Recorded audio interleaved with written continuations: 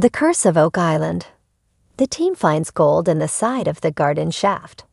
On this week's The Curse of Oak Island, the team detected a large quantity of gold in the wood on the side of the garden shaft. There was both disappointment and excitement during last night's episode. There was frustration when the borehole drill team went in search of a tunnel or void they had previously encountered at 55 feet.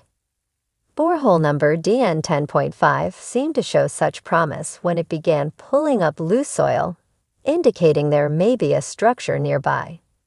However, after digging down to 120 feet without hitting any voids or tunnels, they concluded they must have missed it this time.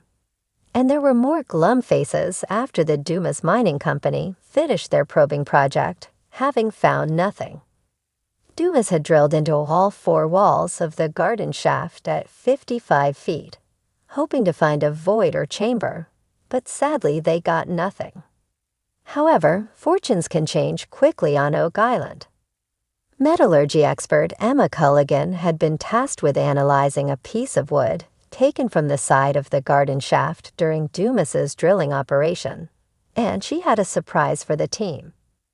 Within the wood, Emma detected quite a lot of gold. She said that 0.11% of the wood was gold. This may not sound like a big number, but geoscientist Dr. Ian Spooner said, "This is huge."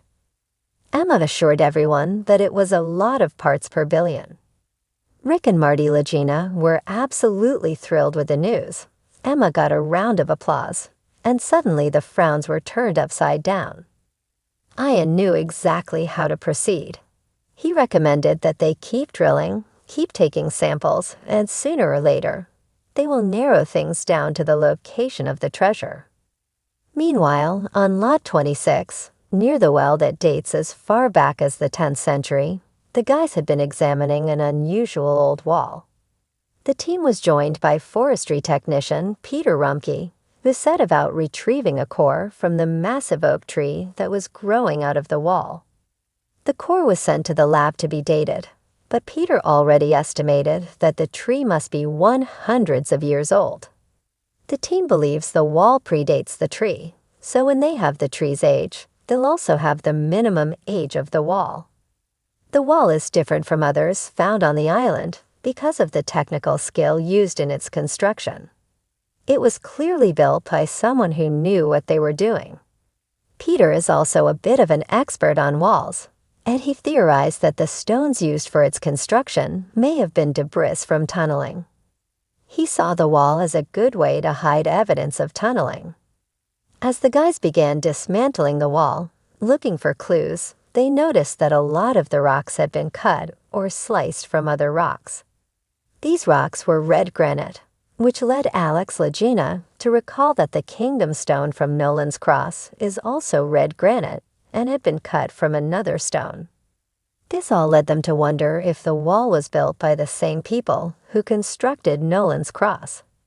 One theory has argued that the cross was built by Templar Knights and may act as a marker for buried ancient Christian relics. Also on last night's episode, metal detectorist Gary Drayton, aided by Rick, found an axe head on Lot 4. They need to do more testing on the artifact, but Gary speculated that it could date all the way back to the Viking era. A Viking axe would be hugely significant.